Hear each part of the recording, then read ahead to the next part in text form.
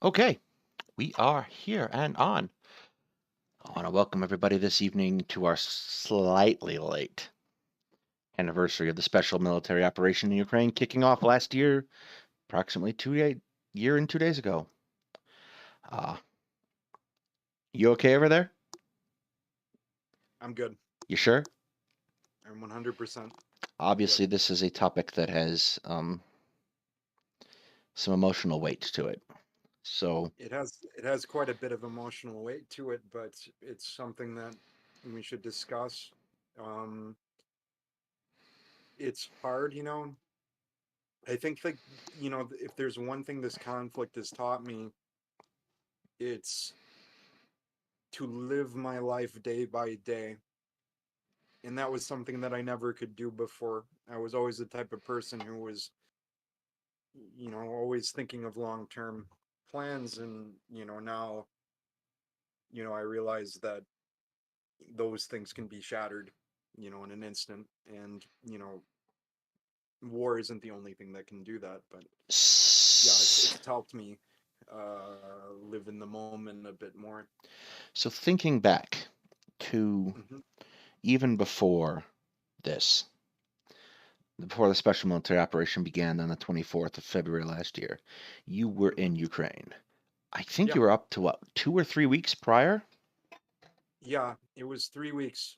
I want to say I left the 26th, maybe a little bit later, maybe even the 30th or something like that of It was January. late It's January. very, very hazy now. And it wasn't long after that the invasion began.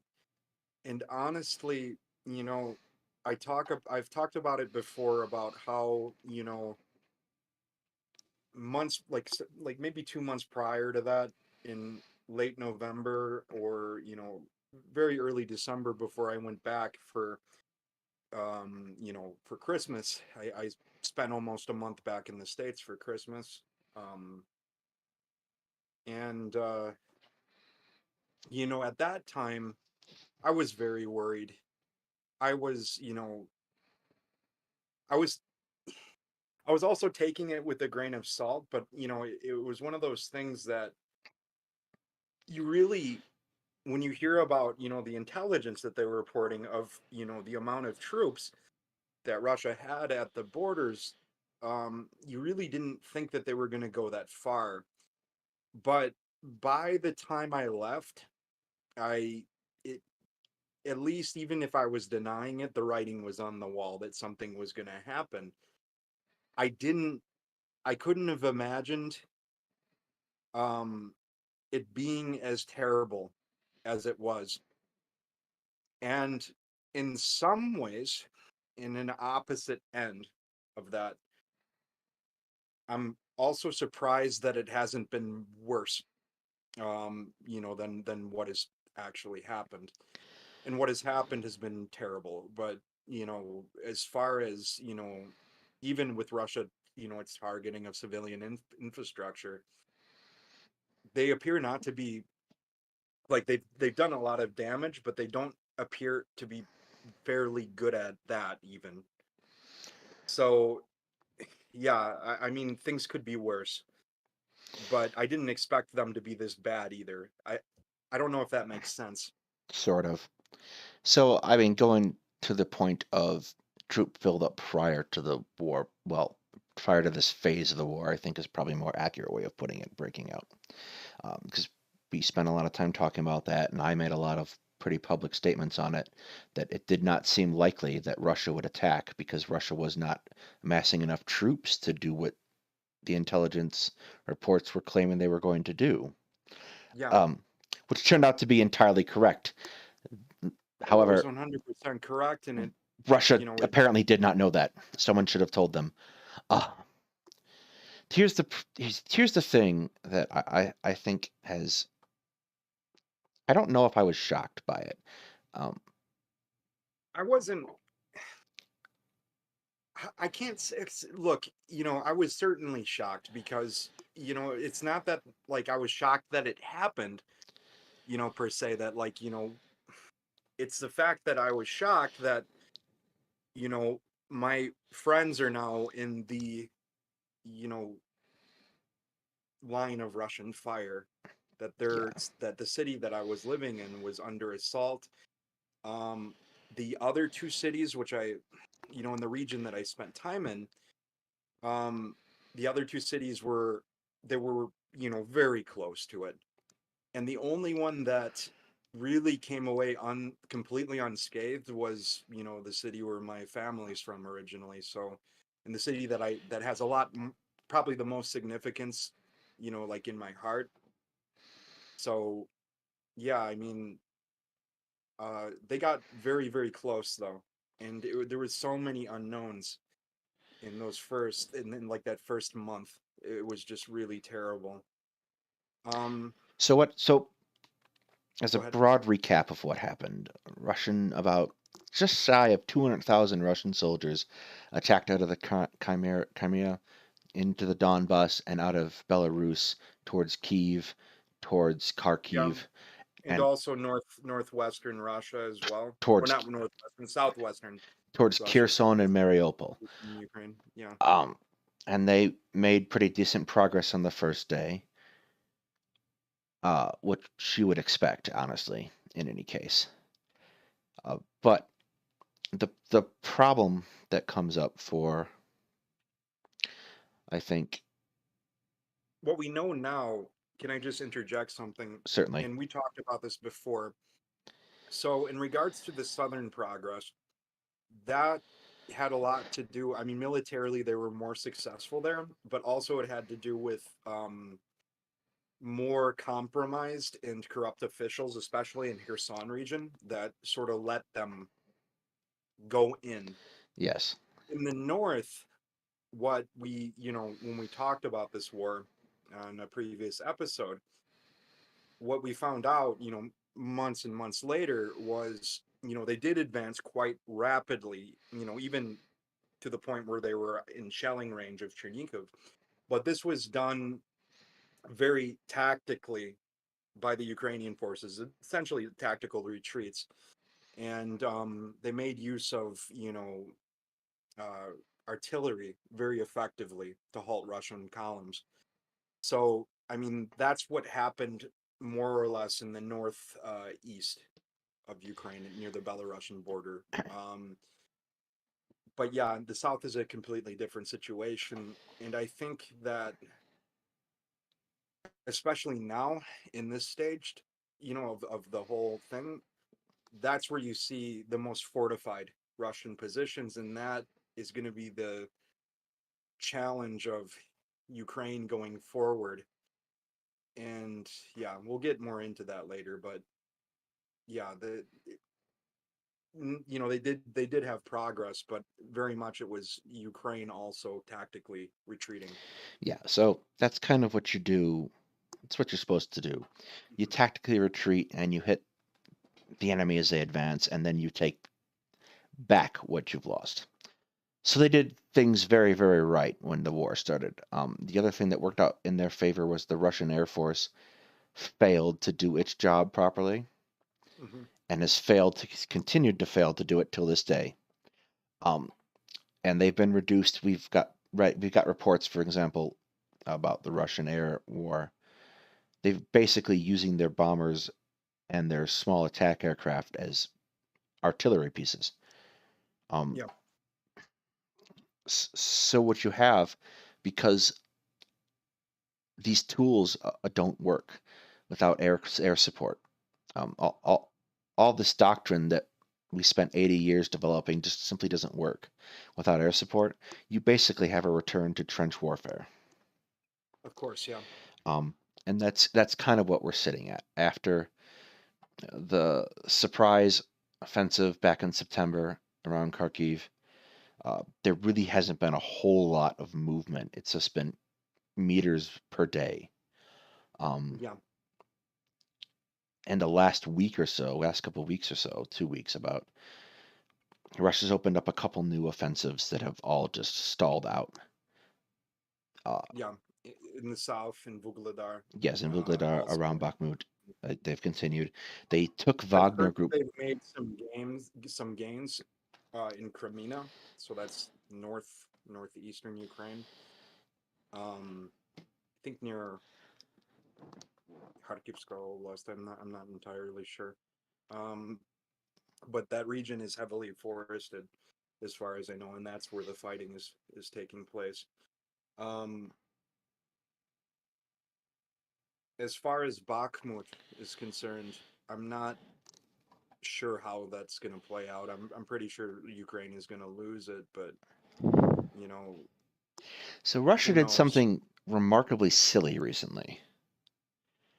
Um, the Wagner Group was leading the push around Bakhmut in the surrounding areas, and the Ministry of Defense has cut the Wagner Group off from Russian military logistical support.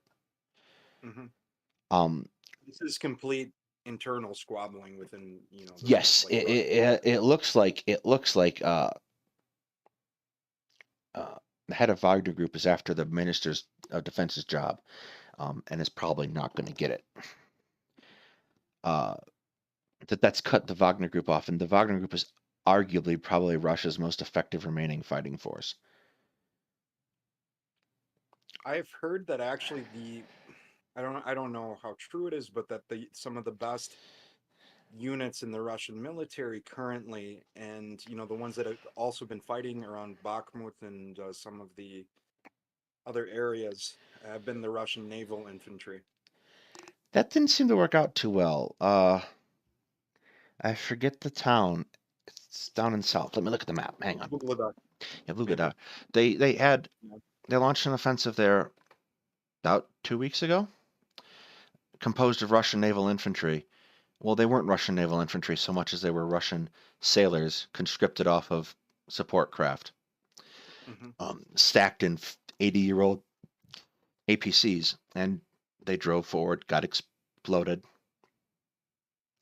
and then a second Was wave that came on was foot. that the advance where they had like a fairly sizable armored formation, um, with like a few BMPs. I think that they had like a few T-80 BVMs, Yes, and actually the video is circulating quite a bit. It's a UAV video circulating on Twitter quite a bit of these tanks. What actually destroyed them and the other armored vehicles was artillery mines. Like they drove straight into these mines. yes. I don't think that was intentional. Um, No, no, no, it wasn't intentional, but it honestly, that whole watching formation that was destroyed mostly by mines, is the video shows, which watching is that video, it looks like they got lost. Honestly, it's probably very likely that that's what happened. because they're all bunched up. Uh, they're all bunched up. They're not reacting to the situation properly. They Mhm. were not prepared, and they got lost. But that was the big push that everyone thought was coming, and like March is here. It's going to be here in a couple days, and Mhm.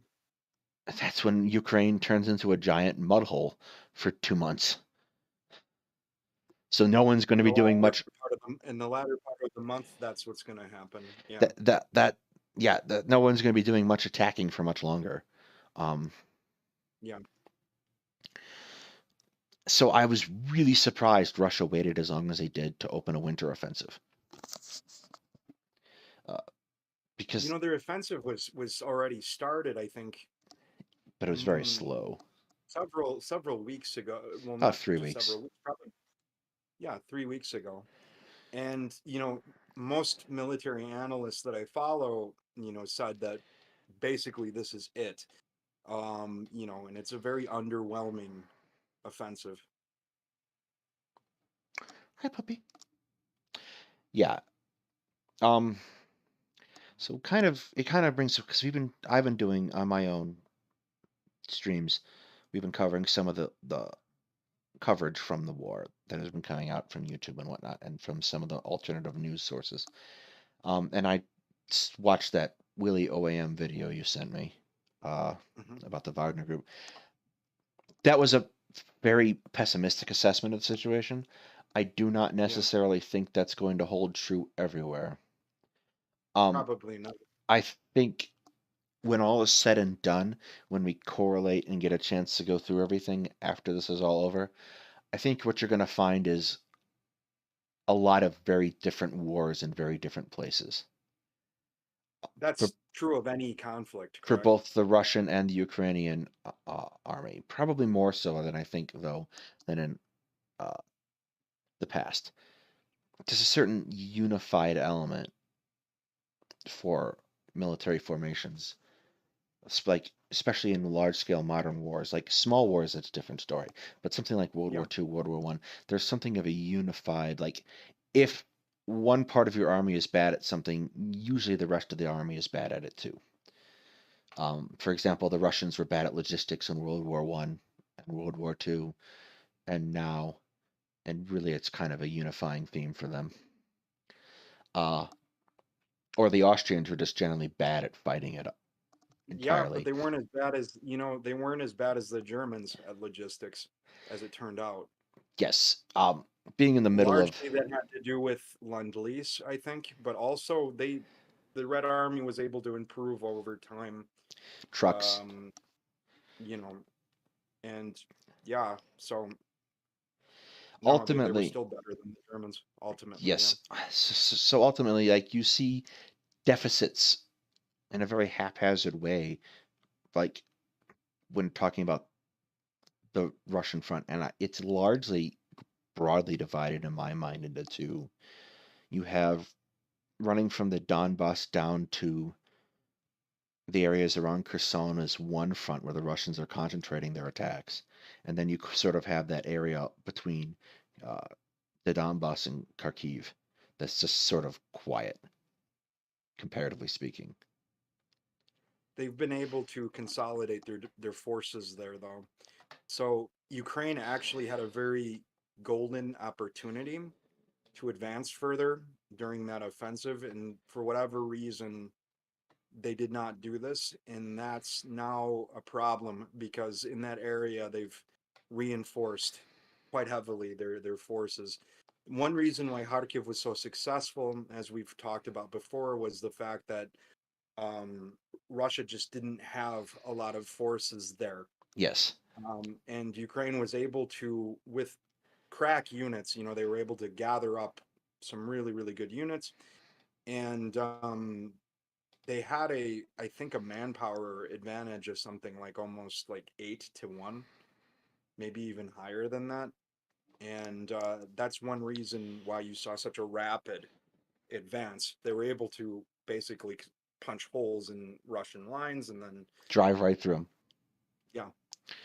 Uh, Um, I did hear though um, that even in that sector they suffered fairly substantial casualties. In Kherson, they suffered very substantial casualties. In Kherson itself, the withdrawal from the city in the right bank of Kherson, yeah.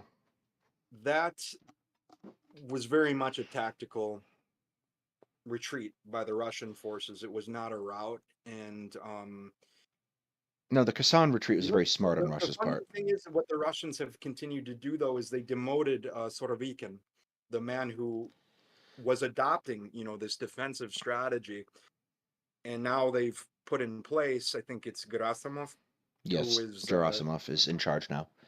yeah, Um, but that's a again political wrangling, uh, it is. which is That's what's going to cost. That could very well cost them this war. because the retreat Um, from Kherson was smart on a huge number of levels for Russia yeah, because it removed them from having to fight a battle they couldn't win on that side of the river. They put the river between the Ukrainians and them, which means that it's much harder for Ukraine to attack across that river. yeah. So it has the net effect of shortening the effective front line for Ukraine so that Russia can more readily concentrate defenses elsewhere. This Uh, is a very. It might be a very stupid question, but I want to ask you it because I assume you know more about Bradley fighting vehicles than I do. Um, is there like any amphibious kit that can be added onto them? As far as I'm aware, yes, but I don't think a Bradley operator would necessarily want to use it. Like, I know they have amphibious kit. I know strikers have amphibious kits. I know stories from striker operators that just talk about strikers getting stuck in the mud and not going anywhere. So it comes down to crossing at bridgeheads. How You, much have you studied the 73 operation by the Egyptian forces, for example, on the Sinai? This is like kind of a classic example of a river crossing or like a canal crossing. A a very modern textbook canal example of a crossing, yes. successful one. Yeah, yeah. Does Ukraine have that kind of capability or no, in your mind? They should have bridge layers, but I don't know if they have bridge layers that are going to support their new assets. Um, so here's what you do. You either have to take an intact bridge or lay your own.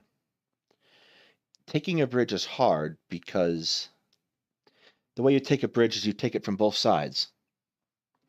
Uh, Unless you go a bridge too far.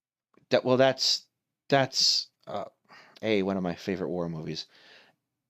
B, but that's the whole point of Market Guard was taking the bridges from both sides. They dropped the Mhm. paratroopers down along the route, and then so you had paratroopers on each side of each essential bridge, and it still didn't help because one of the bridges got blown up. Uh, so it's really hard to do that if the enemy is ready. The Bradleys are moving heavy box, Cal, not necessarily just a box. It will sink quickly. It's actually stupid heavy for an IFV. Mhm. Um, but it's also stupidly well But also armed. very fast, if I'm not mistaken, right? Yes. Uh, Mhm. so like you got to take the And bridge. You got to get across. So you have to get across the bridge somewhere else with very light forces like special operations or paratroopers or what have you. And then you have to take it from both sides, and you have to completely surprise the enemy, or you have to lay your own bridge and hope they don't notice you crossing. For the moment, because of the technical operational difficulty in doing that kind of bridge crossing, I think that's beyond Ukraine's capability. I yeah, think they need to look elsewhere. My I just couldn't imagine them too doing well with the amount of artillery assets that Russia likely has on the left bank of that river. I don't think that it would be an easy crossing. Yeah, for the moment, Ukraine needs to figure out how to start destroying Russian artillery capability. Um, honestly, what they need to do is look elsewhere. Um, and I don't know what the answer is. Like, I have an idea in my head what I would try for, but I don't think it's a terribly great idea. It's the best of all bad options. What would that be? Somewhere near between Zaporizhia and, well, Kharkiv at some point, make a drive towards Mariupol. Cut the two sides of the Russian line in half. Yeah, I mean that's what people have theorized already. But Is it would be in that direction, but they've reinforced that direction heavily. yes, that's the problem. But at the same time, Yeah, that creates a problem for the Russians because that puts the Kerch Strait Bridge under threat, finally. And um, if they can do that and take Mariupol and destroy the bridge, that's half the Russian army in a pretty severe situation. They either have to what be do you think supplied of by air or by sea. what do you think of Russia's campaign of using the UAVs and various other missiles to sort of attrit the Ukrainian anti-air capabilities, and then eventually make it so they can utilize their own air power. I don't think it's going to work for as long as they're getting resupplied. Here's the But thing. those supplies are they're not infinite. There's a limitation to how much that can be supplied, and also there's the whole issue that there's a looming threat from China, There's obligations we have towards Taiwan, and that's the thing. This is getting to the point where it's stretching our capacity to rearm them. And So let's segue into that New Yorker article, and I've posted it in chat for anyone who cares to read it. Uh, um, the New Yorker article kind of brings up a point, and this is a broad point that I have made when talking about Iraq and Afghanistan in the past, is that these particular wars did not stretch our capacity to fight war in any real sense. Like, but this is a completely different kind of war this when is, you yes, compare it completely to different. Like, Iraq and Afghanistan in terms of the expenditure of munition, and yeah, it's a completely different kind of war. This is a conventional war. This is a war that's you know very, very heavy on fires, and that's something that for the last, how many years have we been fighting the war on terror? So 25, 20. evening, Nick. Yeah, Yeah, no. The whole problem that I see is that you saw Putin's speech. Or at least I saw it recently. I didn't watch it. I refuse to watch any of his speeches. Oh, it was um bad. Anyway, continuing. There is a reluctance that people have noted that Putin has not been able to get his nation on a wartime footing.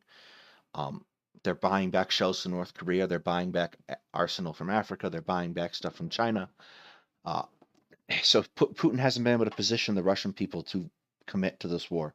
But I think the same is true of the West largely, of course. such as it is.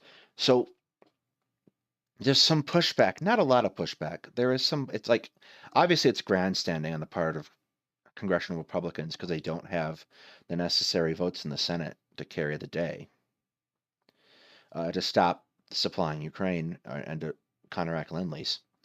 But there's this grandstanding from Republicans. There's some hesitancy in places like Hungary. Um, there is no one has really quite gotten themselves into this yet. To be absolutely honest, I kind of hope that it gets to the point where no side is into this. And um I think that article brought yeah, up a really good point.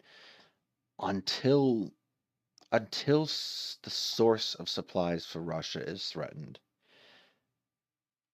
Russia can just keep fighting because they don't care. They don't care about yeah, the expenditure of manpower. Um, we can only put so much into this, which is yeah. kind of a point I made last year uh, when I said we should just blow them up and roll them back across their line.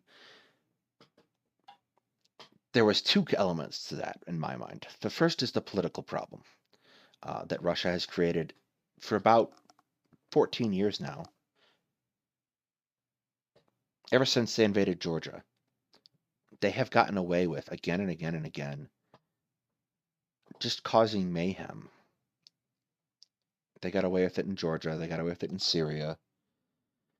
They got away with it in their assistance with Brexit. They got away with it in their And assistance then with the I 2016 can tell you, election. like, I'm not trying to bring up a whataboutism, but the U.S. has done that with Iraq. Sure, Um, but this is nothing. And then when you try to convince like nations, you have this big UN vote, and people are wondering why the global South doesn't, get behind this, get rallied behind the Ukrainian cause. How the hell could they? Seriously, how the hell could they? Because we've done the exact same thing and gotten away with it. Russia has nuclear weapons. They can do almost everything they want because they can threaten to blow up this planet and themselves with it. And honestly, I think that Putin is crazy enough to do that. I really do. I think that he is that narcissistic, and he is certainly capable of that. So I think any plan, I'm sorry, but any plan of some big Western intervention in Ukraine, that's just fantasy. And it's also very, very stupid. I'm gonna be frank, and this is coming from someone who loves Ukraine. This is coming from someone who has dedicated his whole life to Ukraine. This is someone whose job is, dedicated to Ukraine, to Right. Ukrainians. But here's the problem. We can do the same thing to him. So it's a zero-sum game. Nuclear weapons are a It's zero-sum a game. zero-sum game, but here's the thing with a person with that personality. He doesn't think about others. He doesn't give a he Which, doesn't care about his own country. but there's a He doesn't structure. care about how many people die. And quite honestly, I think that the Russian, and this might be out of line, but I think that most of the Russian population is brainwashed to the point where they believe, that they'll go along with it. You know, a large portion of them, So maybe not all of them, but a what's the very large portion. what's the alternative then? The It alternative is that if Here's Putin the alternative, and this is probably what's going to happen. And I just hope to God none of my friends die in it who are in the army in Ukraine. But they're going to beat the piss out of each other. They're going to beat the piss out of each other until they can't anymore, until neither side can actually move. Something similar to the second half or the second phase of the Korean War. And then there's going to be actual talking. Who knows, if Putin's regime will survive this? I think it will. And there's going to be it's going to take a while. A lot of people are going to die, but eventually, you want to be able to see results of what you're doing on the ground. You want to, if you're a soldier, there, you want to be able to not be thrown, into a meat grinder. And Ukraine is suffering that too. I know that firsthand because I talked to my friends who are in the Ukrainian army. They are dealing with a lot of the same issues that Russian soldiers deal with, especially some of the units that have performed not so spectacularly. They've been, mistreated by the Ukrainian high command. They're not given, adequate equipment. And, that's assuming if maybe they have something to give. But yeah, I mean, the situation isn't good. But how do you end this? Well, One, here's my here- question. That's not quite my question. My question is if you think that Russia is going to pull the nuclear trigger, if they can just hold a nuclear gun to someone's head, then what is the point of any of this? Why doesn't the West just push Ukraine to surrender?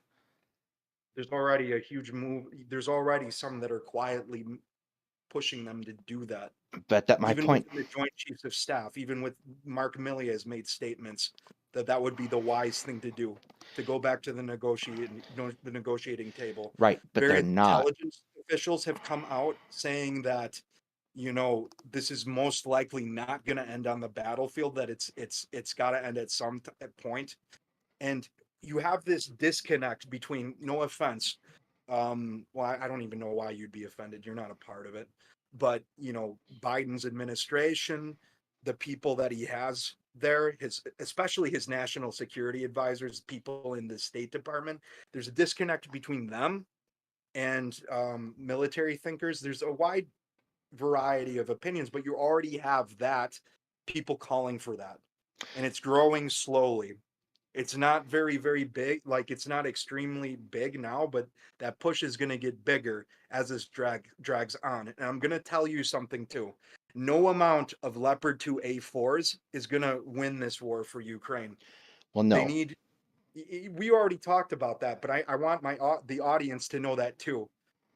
Just even the kit that they're getting, Leopard 2 A4s, just go watch how one, when it's hit by not even a Hornet missile, I think it was a Soviet era missile, a Kurdish fighter launched it, and people are making fun of Russian tanks for going off like, fireworks. This thing like had its own space program. It was blown to pieces. So, here's the thing. There's no Wunderwaffen. There is no magic bullet for this. And then there's reluctance on, although some people have, I think maybe you mentioned this to me. I don't know if it was you or my friend Lydia who mentioned that, possibly Ukrainian pilots are being trained in secret on F-16s. But No, I don't think that's the case. No, and the end time show is bringing up a good point.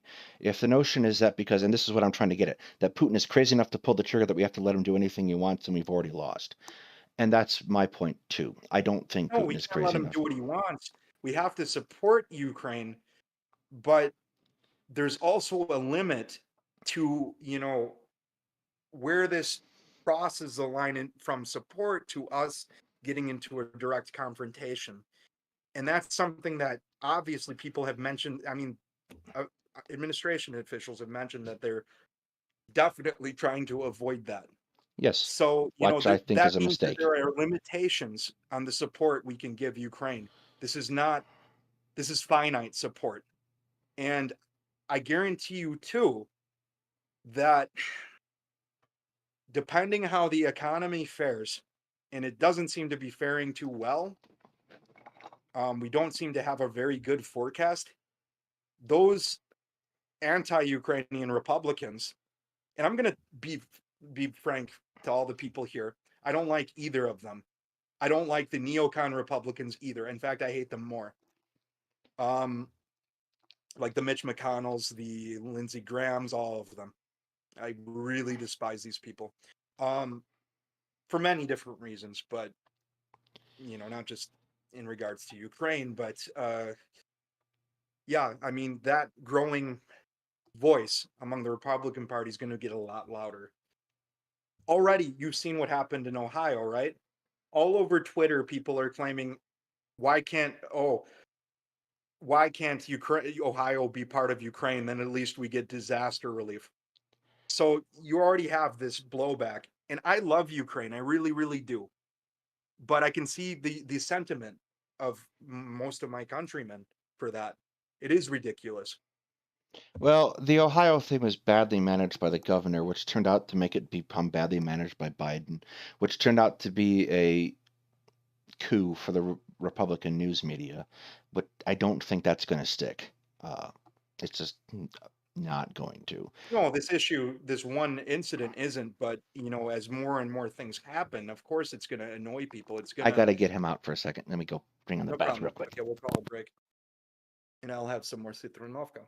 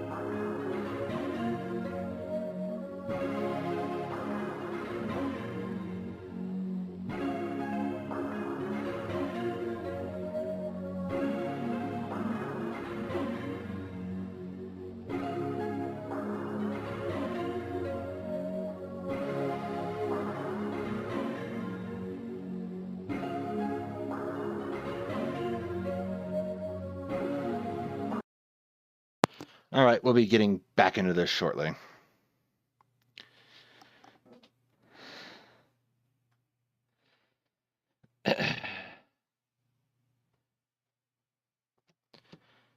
The 5-minute break actually turned out to be almost 5 minutes. It worked. All right, so I'm going to push back kind of hard now. Okay. I think your fundamental assessment of Putin is incorrect. I think Putin is not insane. I think he's a narcissist, and that he views Russia and himself in the same light. I don't think he's going to nuke people. I don't think the people around him are going to let him nuke people. And if we take the stance, which we have taken for almost a decade now, that if we cannot oppose Russia because they're crazy, I think that fundamentally misunderstands Russia and Putin, and B, I don't see what the point is Can then I of can I doing make a anything. correction there? I I shouldn't have used the word crazy, Fair enough. as in insane.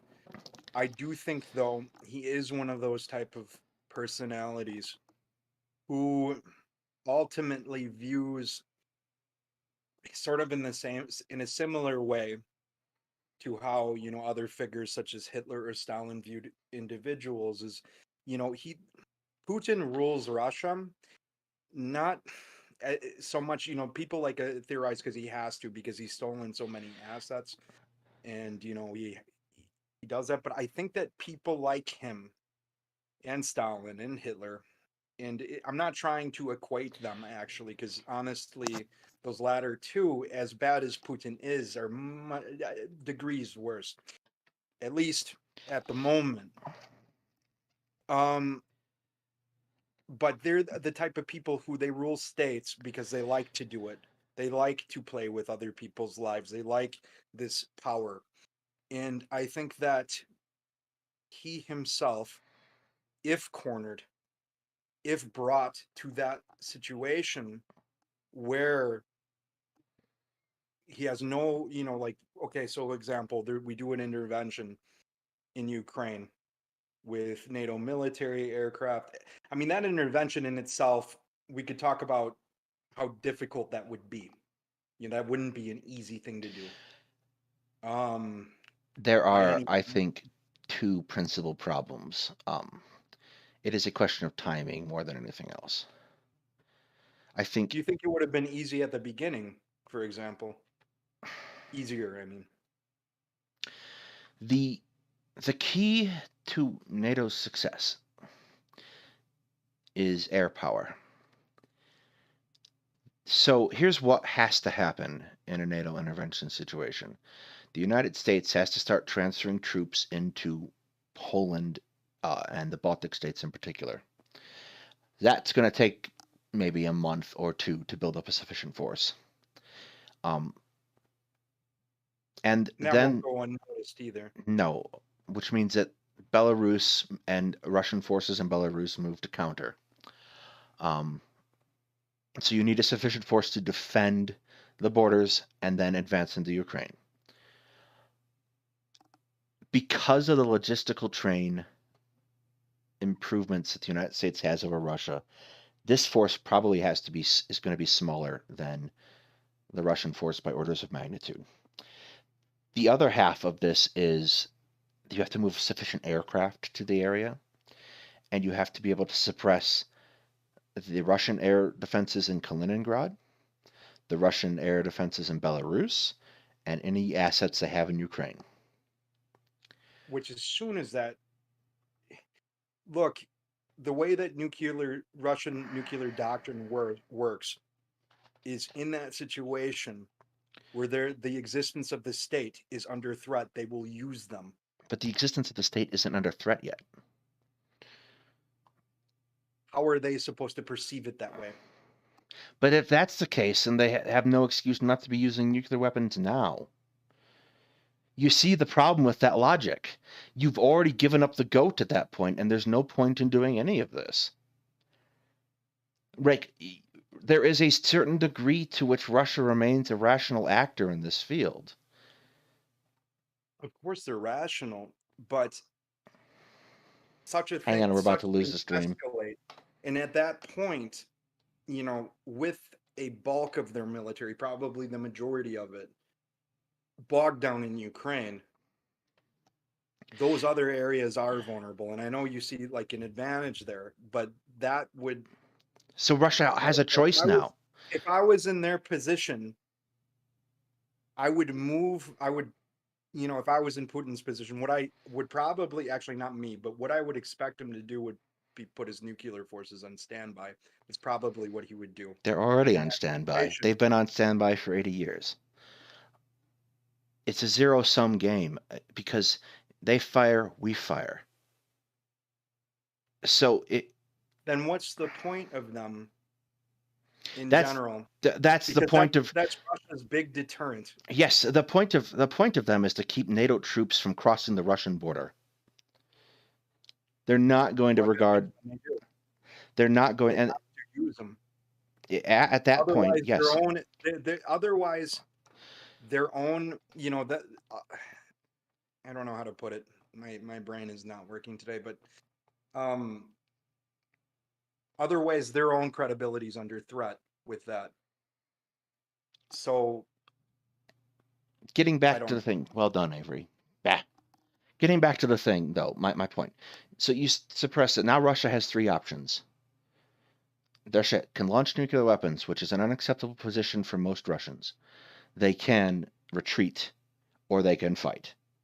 If they fight, they lose. If they retreat, oh well. That's their best play. But they only get to that point if they feel sufficiently threatened in Ukraine. I don't say go march on Moscow and raise NATO's and the American flag. No, of just course. drive them out. Just drive them out of Ukraine. Your argument is to drive them out of Ukraine. Okay. And that is assuming I am 99% certain that they would not use nuclear weapons. Yeah. That is assuming that logic is correct. And I, for one, think that most US officials, except for actually the neocons, don't want to test that theory out. They really are horrified of that theory. Then Russia gets to do whatever they want. You're in company with a lot of the neocons on this. And I think like maybe General Patton during World War II, towards the end of the war, his idea to march on Moscow, which would have been really stupid. But like, that's a big gamble. And but you don't understand. Any move you make is a gamble. Any move you make, but that's a big. There are gradations here. The minute both sides had the bomb, gradations here. Some gambles, some have a greater. How do I put this? Some are a lot. The result could be a lot. You know what I mean? Yes, but it's one thing to gamble on. Okay, let's up the ante. Let's give them tanks. Okay. There's another to let's intervene militarily. That is a big gamble. Yes, but here's the thing. It's completely. It's miles and miles and miles away. Giving tanks or providing like defensive and offensive weaponry is miles away from fully intervening with a NATO force. Right, but here's the reason I see it differently than you do. Mm-hmm. As soon as both sides have the bomb, it's now you have a range of options. You have a dial that at one hand says do nothing, and a dial that at the other hand says I'll do an Armageddon together. But everything in between that. I would see this happening too. Have you ever seen the movie Threads? I can't say that I have. Watch it. It'll explain my logic in this. Very, very horrifyingly clear. It'll explain that. It's a very, very good film. I think everybody should watch it. But the way that this starts, it's not like, well, you already know this. I don't have to explain it to you. It's not like NATO is going to intervene in Ukraine and immediately Putin's going to launch missiles at all of the, Western capitals. It doesn't work that way. It escalates. And Once you When was this cross movie that made? line, Hang on. what? When was this movie made? It was made in 1985, I believe. It's a Okay. British film. There's a huge difference between the doctrinal understanding of how the Cold War would have gone hot and how it would work today. The I don't think that difference is that Yes, it's great. huge. The logic inherent, like, did you ever read the NATO Cold War plans for if the Russia and the Warsaw Pact rolled through the Fulda Gap? Do you know what the plan was? What was the plan? The plan was that if we use very small nukes to stop the Russian army, they'll just give up. It was an insane plan. Yeah, this Technology, movie doesn't deal with that. That's actually it's probably after. I don't know when that plan was enacted. I'm guessing that that's the was maybe 50s, mid 60s, to and early Cold 70s. War. That's the Definitely, this 50s, is 60s, 80s. and 70s. Yeah, this is 80s. This is completely different. And the proxy conflict the conflict that takes place, which leads to um, a massive nuclear exchange, happens in Iran. Actually, in the course of the movie, um, just watch it. Seriously, just watch this movie. I think will appreciate it. Um, I don't buy the slippery slope argument, though, because A, it's a fallacy when it's employed that way, and B, you have to be willing to pull the trigger. I don't think the Russians are willing to pull the trigger, and I don't think the United States is willing to pull the trigger. So they you don't have options short of nothing or Armageddon. They can choose a whole set of range of options in between there to escalate. maybe you're right, but And there's always the that catch. The conflict is going to consequences of belong. it going wrong are so much worse than I don't know. But if you It's accept that logic, then we lay down and die. That's the only option at that point. that's not laying down at die. That's giving measured support to Ukraine, which we're doing. Right. And But if it's the measured support is within what we're doing with what is in our we're doing what is in our means currently. we're not, though. That might have a favorable outcome. That might result in a within by fall. Let's just throw that out there, by fall or by next year, by the year after that, perhaps it'll result in this sort of strategy which we've been pursuing will work.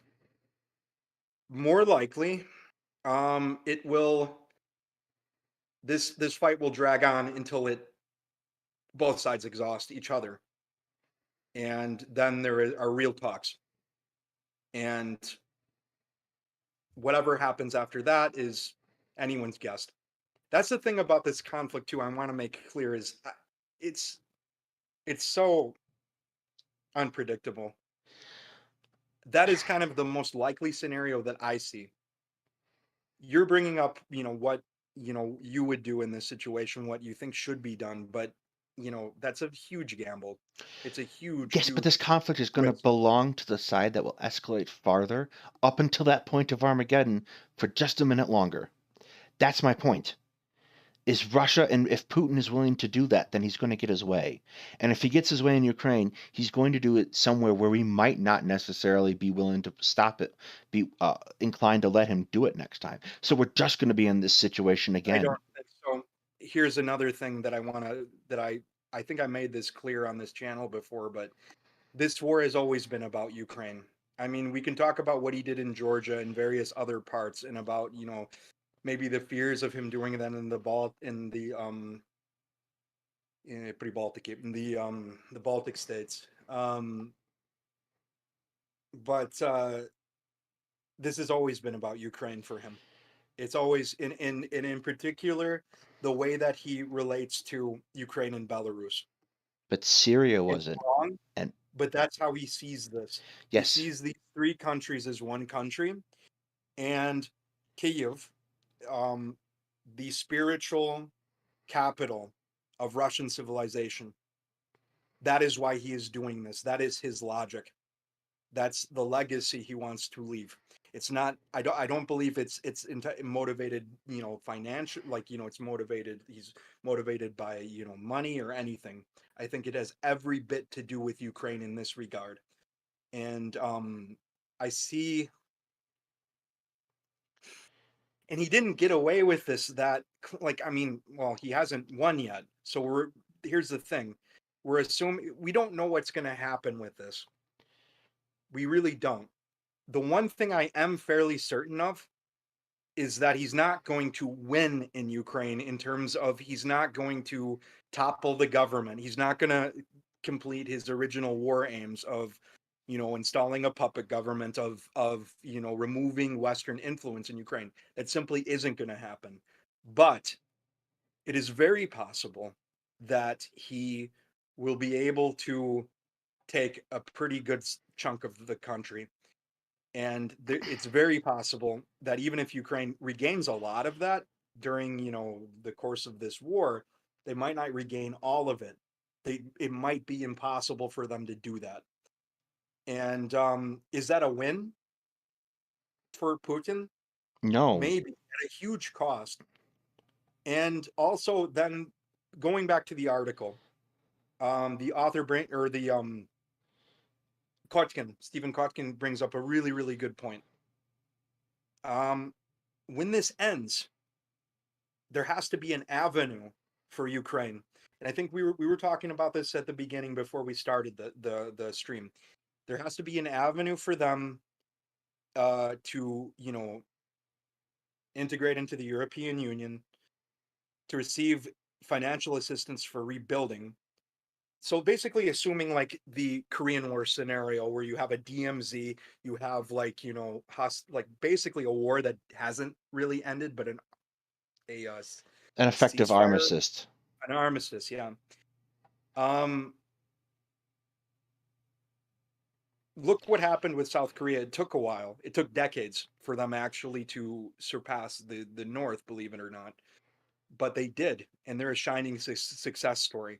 So I mean, there is good options for Ukraine, even if this doesn't go off the way that But the way that we all would want it to. there is a The problem Ukrainians there. all want it to, the way that even I would want it to, where all of their territory is returned. It's possible too that this results in an armistice, and down the road, say it doesn't, flare up, depending, say something happens to Putin's regime. He has, limited days on this earth too. I don't It's think. possible that they could regain their territory down the line. Sure, it's possible, but here's the problem. Here are a number of problems with that. Yes, Ukraine needs to become part of the EU. Yes, it needs to be rebuilt. It also needs a security guarantee, like But the security, they had security either guarantees. NATO or some other equivalent, some other treaty that binds a power like a great power, say the UK or the United States, to come to its aid. I Yes, know they had the Budapest Memorandum, but that's it needs a much, much more written down and clear document. you could use the And also Budapest maybe Memorandum for probably toilet paper at this provisions point. that would be added. What? You could only use the Budapest Memorandum for toilet paper at this point for all the good it did. You would need something Oh, it much did. more Yeah, concrete. yeah, it's not worth the paper it's written on. Uh, Don't bring up Bismarck's. Don't quote Bismarck here, though, please. Please don't. At any rate, I really hate it when people bring up, like historical quotes in certain contexts like that, because I mean, we're not. I mean, I don't know. Even if it holds true to some extent, to a so large you need extent. to have security guarantees. The anything short of an ironclad security guarantee where if you cross this demilitarized zone, we will wreck your face is useless because Russia can just start up the war again at their convenience.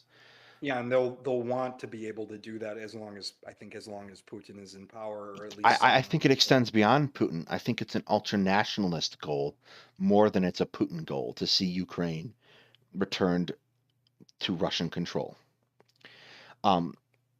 It's all about sphere of influences here, but yeah, it's more or less if it's within Russia's sphere of influence, it's basically because this whole by proxy thing's under Russia's control. It's like Belarus. yes, this whole thing started because the Ukrainians threw out the pro-Russian president. Like the problem that I have fundamentally with the way we have dealt with Russia in the past decade is we were kind of all asleep at the switch. We were all Middle East, Middle East, Middle East, Middle East, and oh shit, Russia. Uh, Yeah.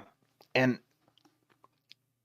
we have spent years now playing catch up uh, to a degree that people are really ill equipped to understand Russia. And the people who did make a career out of understanding Russia were doing so on really messed up terms. I would say that I would I would argue that a lot of the people that you think understand Russia, that the, you the have to the use a harsh entire field of term, the entire field don't. of premontology probably has fallen on its face. Yeah. Like that seems very apparent to me since 2014 that our understanding of Russia as a ex-Soviet power was dependent on our understanding of Russia You as have the to read Soviet more Union. about the origins of the Ukrainian war. I'm not going to get into a lot of this, And the but problem I have, it's a lot more. Let me speak, please. You have to read more about the origin. I mean, you have to look at all sides with you can't I but don't know how to put this without my I have to argument, be very careful. You have to know I have to be careful here, right? yes, but my Okay. argument is the United States understanding of Russia has been ideologically motivated and not motivated on understanding Russia as it is. And that has bitten us in the ass here hard.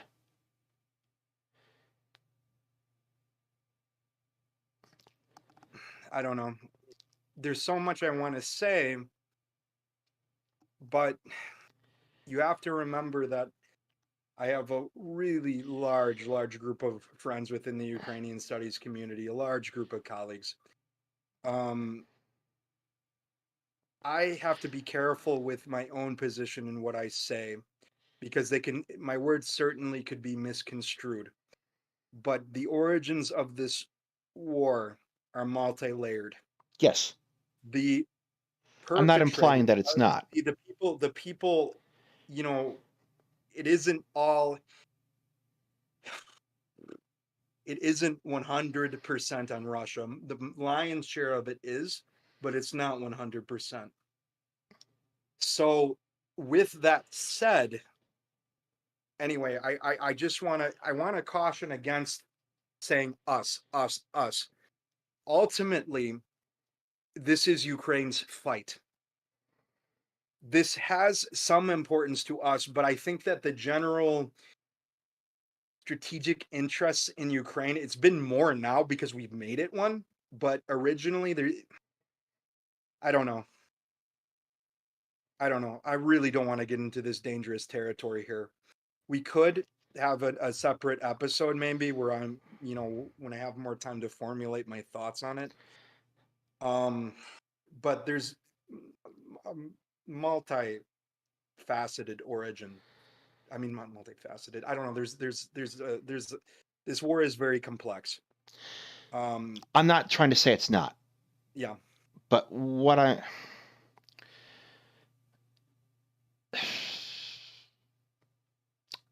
okay. It's hard to I be don't in the want to get in, I Ukraine. don't want to get into the field of international relations because I think international That's what I relations mean. is Let's keep it silly. away from Uh, let's keep it away from that international because relations is silly. However, here is the point that I think we have to arrive at. Does the United States have a concrete security interest in not starting big wars? Yes. We have two principal countries with which we have the potential to get into big wars with, at least as I see it. China and Russia. yeah, Um, or Iran to a lesser extent. Iran is a different story. Iran is a regional power. It's Yeah, not a global it's not a power. world power. Yeah, Like Iran has some capability to act through proxy agents to inflict harm on other countries, but it they certainly has within yeah. So within a regional capacity, and it it has certainly a regional capacity. It is the last man standing in the Middle East. Uh, yeah. at least maybe Israel. but that's a different situation. Israel's kind of internally bonked. Um, so they are the last power projection force in the Middle East. But that's I don't think Iran is really a war we can win to begin with. They don't have enough I don't think sea. the war, you know, like They can have a win just huge ring of because of mountains in the way, and it's not a great plan. And the other direction has got Russia and China in it, and that's so. The only conceivable conflict we're going to get into China is with the South China Sea or Taiwan. Um, China was going to have a very difficult time sustaining an attack on Taiwan. They yeah. probably aren't going to do anything. Japan is rearming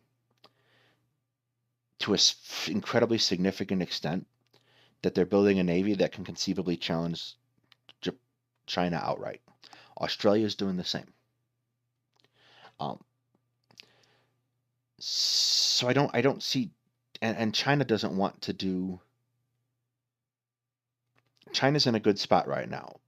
They look tough, so they don't need to do anything to appear to gain the benefits from looking tough. Yeah. Russia's in trouble, big trouble, because now everyone can see that their conventional military is not sufficient to go in their backyard and win a war. The best outcome that you are proposing for Here's Putin. something to yeah, but here's something to also take into consideration. The Ukrainian military is not is nothing to underestimate. I mean, No, actually to be honest, it in terms of its, you know, equipment, all of that, I think it had I I don't know if it was Michael Kaufman who stated this, but he believed even that Russia's air power wouldn't have been capable of completely surprise, even if they focused, you know, at the beginning on destroying Ukraine's air defense force, they wouldn't have been able to achieve that. They're not capable of that. The only air forces in the world that really can do that are the United States, and NATO countries on their own without the backing of the United States are not, you know, they don't have that experience either, really. no. But Not in air defense like I Ukraine's. never bought the argument that the Ukrainian army was going to fold or that they were going to do that they would be easily beaten. I didn't buy it for a minute. Uh, Yeah, but my point you're is talking about one of the most capable, if not, I, I would like to say the most capable army currently in most of Europe. Probably, probably at this point, yes. Uh, yeah, but again, Russia's still got this problem. They have to pick a fight they can win if they don't get a total victory in Ukraine, which means that something is going to happen after this. after, but how far into the future? When will they? If you know, that's the thing. This 10 is taking a years is heavy toll on probably them. 10 Yeah, years is probably the minimum 10 years amount of at least. time. Yeah, Uh, 10 years at least. And who knows what will happen in Russia by then? How the world will look in 10 years. I don't think So, I don't think you're going to see anything substantially different. Putin might be gone by then, but whatever comes yeah, after Putin is not going to be an improvement. Um, it's not. there's no Oh, there's no. no there's no avenue, there's no political avenue to take for Russia short of a civil war that there's no indication will happen. From what we can see now, Right. yeah. So like there's no indication that there is a sufficiently organized opposition movement. The moderates are not sufficiently politically organized because Putin is messing with them. So the person who replaces Putin will be one of another ultranationalist. Things change though. Yes. You know, that's the thing. What the So outlook for the let's, ultranationalist is going to be yeah. uh, is going to depend on how Ukraine goes. So the trouble is So what we can hope for and what we should, I mean, what we should hope for is that Ukraine gains as much, if not all, of its territory back with the means that it can. So that's the really the only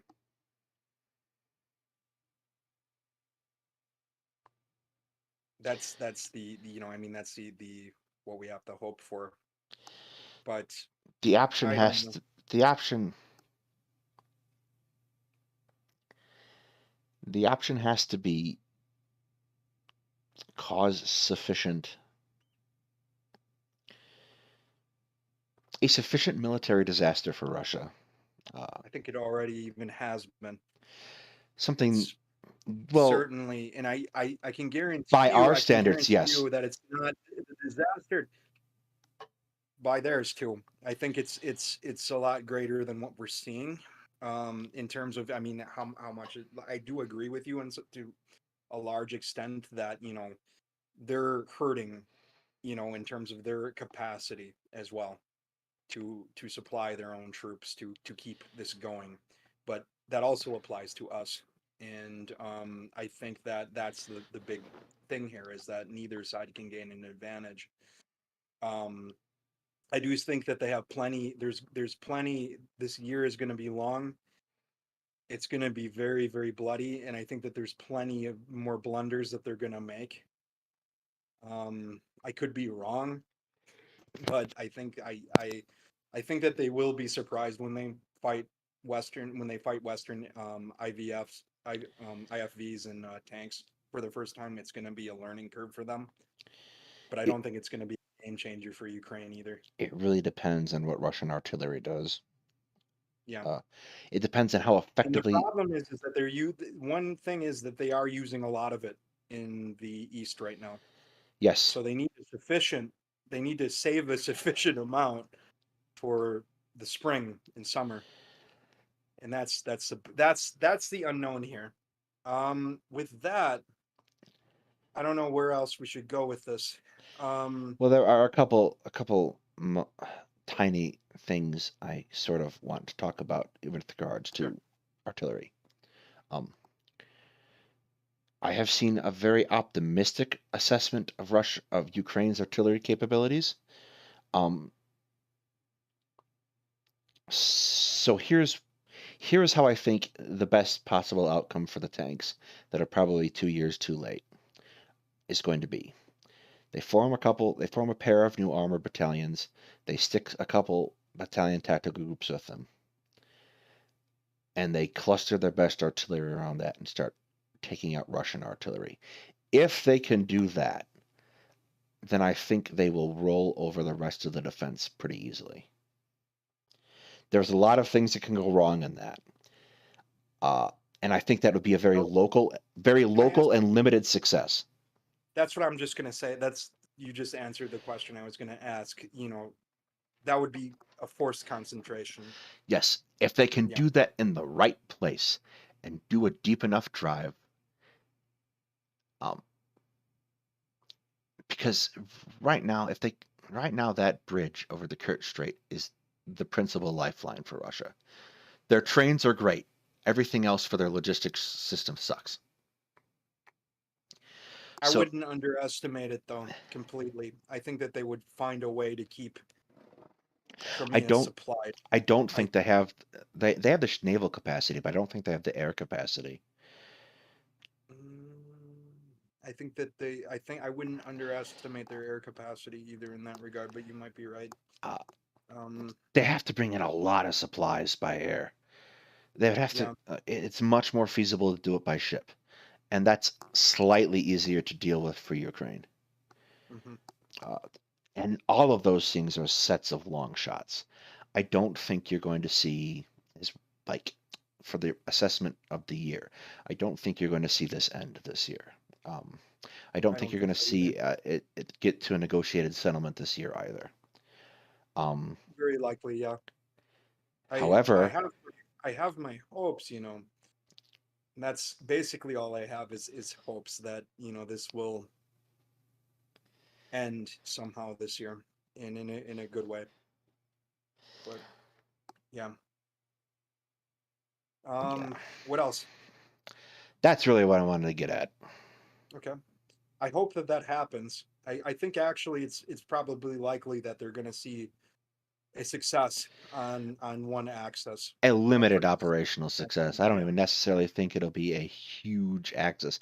I don't think, unless they can attrit Russia severely, I do not think that they're going to see another surprise September offensive type style of thing again. Yeah. It's going to be a very, very tough year for Ukraine. Yeah. This year is going to be, I think, worse. It's going to get worse before it gets better. So with that, Happy days, everybody. Yeah, I'm drained. So let's call it a day. All right. I want to thank Thank you everybody for everybody coming who out. tuned in. And yeah, Well, that was fun. Okay. it was. We should be done.